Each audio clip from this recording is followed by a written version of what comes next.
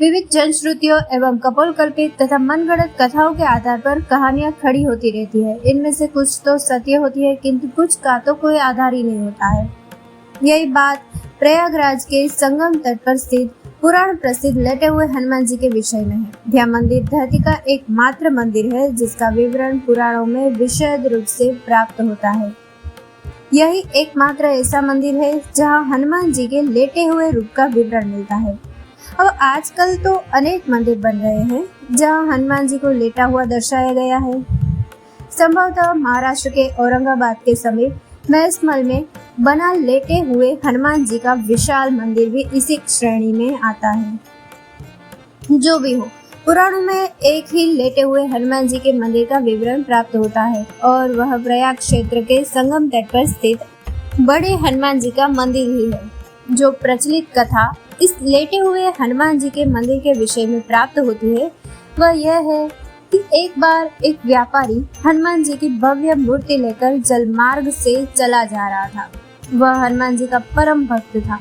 जब वह अपनी नाव लिए प्रयाग के समीप पहुंचा तो उसकी नाव धीरे धीरे भारी होने लगी तथा संगम के नजदीक पहुंचकर यमुना जी के जल में डूब गई।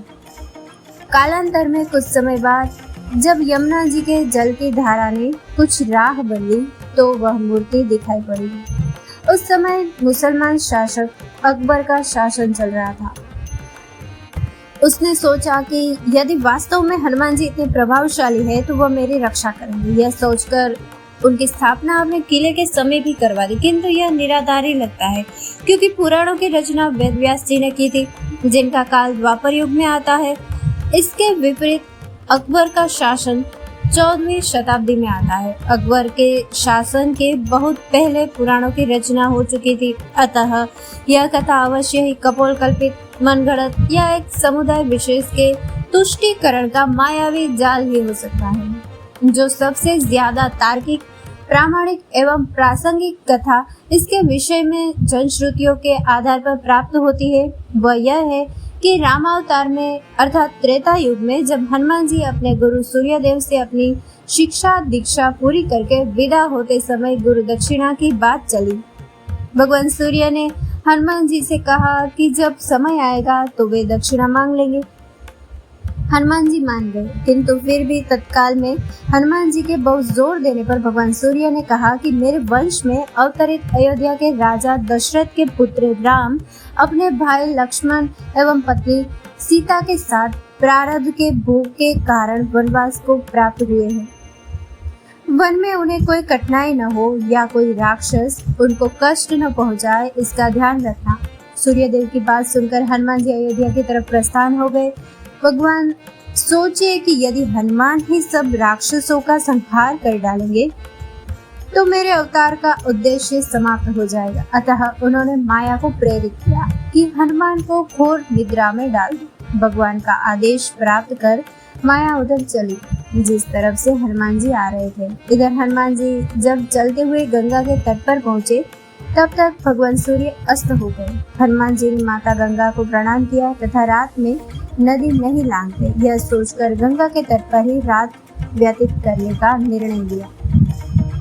हनुमान जी के हृदय में अपने गुरु की आज्ञा पालन का संदेश घुमड़ रहा था, अतः उन्हें नींद भी नहीं आ रही थी।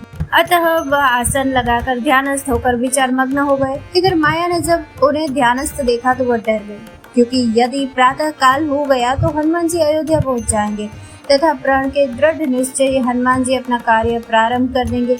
अचानक हनुमान जी का ध्यान टूटा। उन्होंने सोचा क्यों न रात सत्संग में बिताई जाए। यह सोचकर वह ऋषि भारद्वाज के आश्रम की तरफ चल पड़े। अब माया और भी निराश हो गई।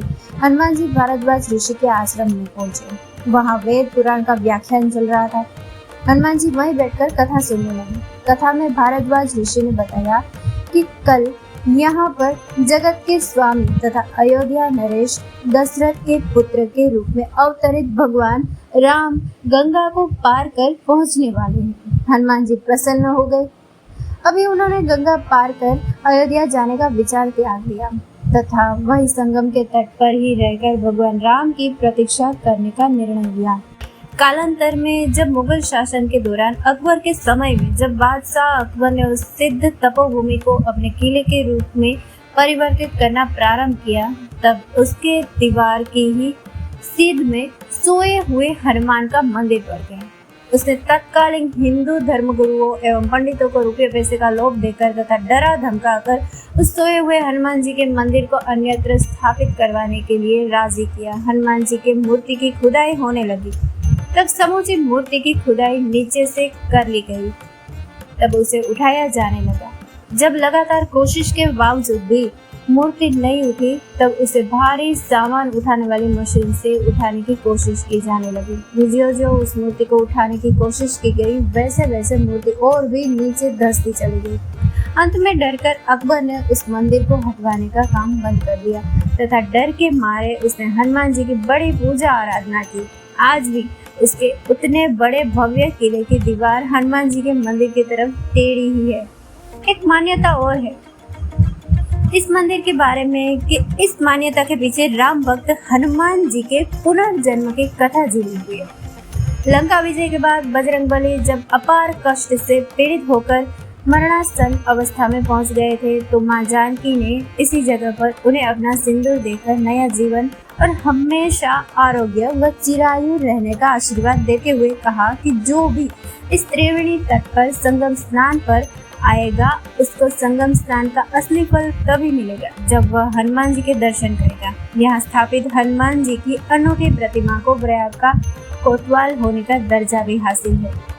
आमतौर पर जहाँ दूसरे मंदिरों में प्रतिमाएं सीधी खड़ी होती है, वह इस मंदिर में लेटे हुए बजरंगबली की पूजा होती है। पौराणिक कथाओं के मुताबिक लंका विजय के बाद भगवान राम जब संगम स्नान पर भारद्वाज ऋषि से आशीर्वाद लेने प्रयाग आए, तो उनके सबसे प्रिय भक्त हनुमान इसी जगह पर शारीरिक कष्ट से पीड़ित होकर मूर्छित हो गए। पवन पुत्र को मरणासन देख मां जानकी ने उन्हें अपनी सुहाग के प्रतीक सिंदूर से नई जिंदगी दी और हमेशा स्वस्थ एवं आरोग्य रहने का आशीर्वाद प्रदान किया। मां जानकी द्वारा सिंदूर से जीवन देने की वजह से ही बजरंगबली को सिंदूर चढ़ाए जाने की परंपरा है। संगम आने वाले हर एक श्रद्धालु यहाँ सिंदूर चढ़ाने और हनुमान जी के दर्शन को जरूर पहुँचता है। ऐसी ही और वीडियो के लिए हमारे चैनल को सब्सक्राइब करना ना भूले। जय श्री राम।